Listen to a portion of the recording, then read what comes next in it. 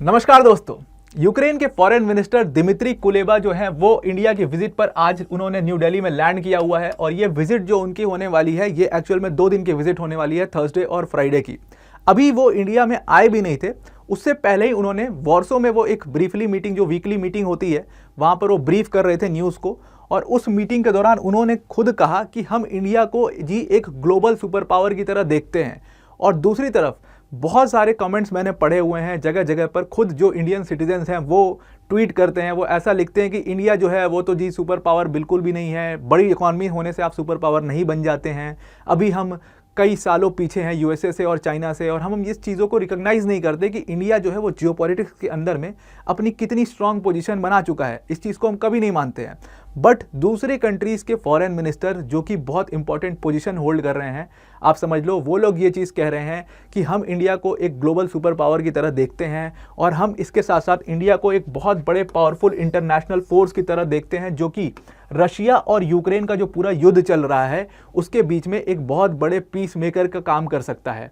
जहां पर Russia Ukraine के युद्ध में आपको पता है कि बड़ी बड़ी कंट्रीज जैसे कि बहुत सारे अरब नेशंस, सऊदी अरेबिया वगैरह सब इन्वॉल्व हैं एक तरीके से। दूसरी तरफ यूएसए डायरेक्टली इन्वॉल्व है इस पूरे मामले में, नेटो पूरा इन्वॉल्व है, फ्रांस इन्वॉल्व है, इतनी बड़ी बड़ी कंट्रीज इन्वॉल्व है। वहाँ पर यूक्रेन के फॉरेन मिनिस्टर को ऐसा लगता है कि इंडिया इतना इंपॉर्टेंट इंटरनेशनल फोर्स है जो कि बहुत बड़ा पीस मेकर का काम कर सकता है इस पूरे मामले में। तो अगेन उनका ये स्टेटमेंट ही अपने आप में ये बताता है कि इंडिया की जियोपॉलिटिक्स के अंदर में पोजीशन कितनी ज़्यादा स्ट्रांग है। अब अगर बात करें उनके ये 2 डे विजिट की, तो ये जो 2 डे विजिट है इसमें बहुत सारे एजेंडाज हैं जिस पर वो बात करने के लिए आ रहे हैं। देखो, एक एजेंडा तो उनका बिजनेस का है जहां पर वो बिजनेस के कुछ बड़े बड़े बिजनेसमैन से मिलेंगे, इकोनॉमिक टाइज के बारे में बात करेंगे, हमारे फार्मास्यूटिकल इंगेजमेंट के बारे में बात करेंगे इंडिया और यूक्रेन की। दूसरा उनका जो मेन एजेंडा है वो एक्चुअल में रशिया यूक्रेन का वॉर है, उसको लेकर के वो पीस मेकर की इंडिया की जो भूमिका है उसको लेकर के बात करना चाह रहे हैं। और उनकी जो मीटिंग है वो हमारे external affairs minister S Jaishankar साहब और उनके साथ साथ हमारे डेप्यूटी एनएसए के साथ होने वाली है।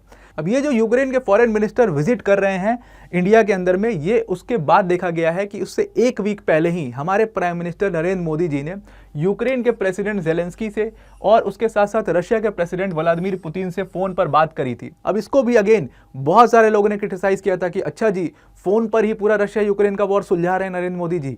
तो बहुत सारे अपोजिशन के लोग, बहुत सारे लोग इस चीज़ को कह रहे थे। उसका मुंह तोड़ जवाब दिया गया है कि जब कॉल पर बात हुई उसके जस्ट 1 वीक के बाद जो यूक्रेन के फॉरेन मिनिस्टर हैं उन्होंने इंडिया में विजिट किया और उनका एजेंडा जो विजिट का है वो भी क्लियर है कि वो रशिया यूक्रेन के वॉर में डायलॉग्स के थ्रू कैसे पीस करना है उसके ऊपर इंडिया से बात करने आ रहे हैं। अब देखो, इस पूरे मामले में इंडिया का स्टैंड बिल्कुल हमेशा से क्लियर रहा है। इंडिया ने कभी भी जो यूक्रेन का वॉर, जो रशिया ने यूक्रेन के ऊपर वॉर छेड़ा है उसको इंडिया ने कभी भी क्रिटिसाइज नहीं किया है। और इवन इंडिया ने यूएन के अंदर में भी हमेशा खुद को, अगर आप देखोगे तो मॉस्को के अगेंस्ट में वोट करने से एब्सटेन किया है, ना यस ना नो। इंडिया ने वोट ही नहीं किया उस मामले में। जितने भी रिजोल्यूशंस यूएन के अंदर में पास किए गए हैं कि रशिया यूक्रेन के वॉर को रोक लेना चाहिए या यूक्रेन को, रशिया को क्रिटिसाइज़ करना चाहिए, बड़े बड़े जो रिजोल्यूशंस यूएसए ने निकाले हैं यूएन के अंदर में, सारे रिजोल्यूशंस में इंडिया ने खुद को एब्सटेन किया। इंडिया ने उस पूरे मामले में वोट ही नहीं करा है। तो ये इंडिया का एकदम क्लियर स्टैंड दिखाता है कि इंडिया जो है इस वॉर में पूरी तरीके से रशिया के साथ में खड़ा है। लेकिन अगेन इंडिया जो है वो डायलॉग्स के थ्रू, वो बातचीत और डिप्लोमेसी के थ्रू चाहता है कि कहीं ना कहीं रशिया और यूक्रेन के बीच में पीस हो जाए। बिकॉज इन सारे वजहों से, इन सारे चीज़ों में बहुत बड़ा नुकसान जो हो रहा है वो वर्ल्ड ऑर्डर का हो रहा है, वो सिविलियंस का हो रहा है। और इस चीज़ को इंडिया हमेशा से रिकॉग्नाइज करता है। India is always against violence और हम हमेशा से, हमारी पॉलिसी क्लियर रही है इस मामले में। तो हमने कोशिश हमेशा से डिप्लोमेसी और डायलॉग के थ्रू यही करी है कि ये पूरा मामला सुलझ जाए, एक टेबल पर बैठ करके बात हो जाए। और यहाँ पर जो फ़ोन कॉल पे डिस्कस किया जा रहा है व्लादिमीर पुतिन से भी एक साइड में और जेलेंस्की से भी एक साइड में, और उसके बाद जो यूक्रेन के फॉरेन मिनिस्टर विजिट कर रहे हैं इंडिया के अंदर, ये साफ साफ दिखाता है कि हम किस तरीके से इस पूरे मामले को सुलझाना चाहते हैं और बहुत बड़ी एक भूमिका इंडिया इसमें निभा रहा है।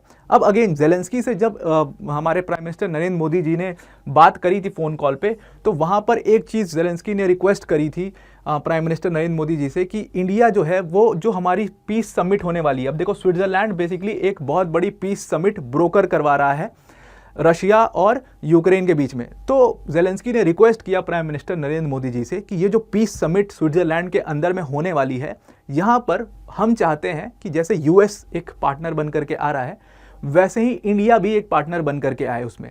नाउ आप इससे खुद समझ सकते हो कि इंडिया की जियोपॉलिटिकल पोजीशन कितनी ज़्यादा स्ट्रांग है। अब देखो, यूएसए को पता है रशिया को कि यूएस जो है वो पूरा साइड लेगा यूक्रेन का या नेटो का, या नेटो मेंबर, कोई भी नेटो मेंबर कंट्री आएगी वो पूरा साइड यूक्रेन का लेगी।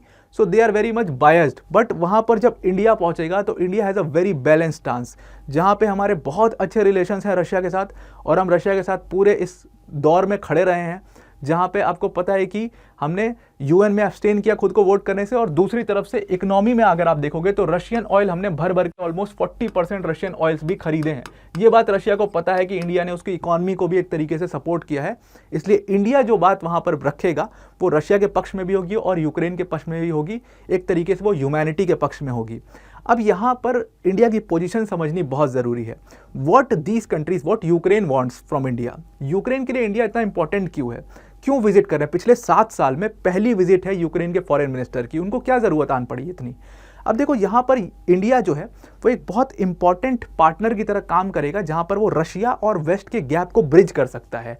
इंडिया जो है वो यूएसए के साथ भी, या western powers, most of the western powers like France, USA, इन लोगों के साथ अच्छे रिलेशन में है, जहाँ पर वो यूएसए के साथ क्वाड की मेंबरशिप शेयर करता है। वहीं दूसरी तरफ वो रशियन ऑयल खरीद रहा है, रशिया की इकोनॉमी को सपोर्ट कर रहा है, और रशिया से बहुत अच्छे रिलेशंस हैं हमारे। और जो हमारी पूरी डिपेंडेंस थी रशिया के ऊपर आर्म्स एंड एम्यूनिशंस को लेकर के, वो डिपेंडेंस अब हमने ख़त्म कर दी है।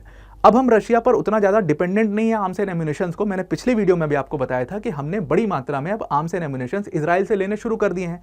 तो किसी एक कंट्री पे हमारी बहुत ज़्यादा डिपेंडेंस नहीं है, उसकी वजह से हम ऐसे पीस मेकर का काम कर पाएंगे, जहाँ पर हम रशिया और यूक्रेन को सेम टेबल पर बैठा करके पूरा मामला सुलटवा पाएंगे। और इसमें इंडिया की एक बहुत बड़ी भूमिका होने वाली है।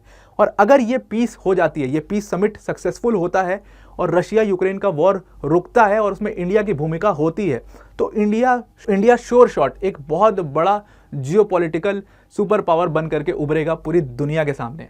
तो आई होप आपको ये पूरा मैटर, उनके विजिट का एजेंडा समझ में आ गया होगा, और ये इंडिया के लिए विजिट इतनी इंपॉर्टेंट क्यों है ये भी समझ में आ गया होगा। तो आज की वीडियो में इतना ही। Thank you and have a nice day.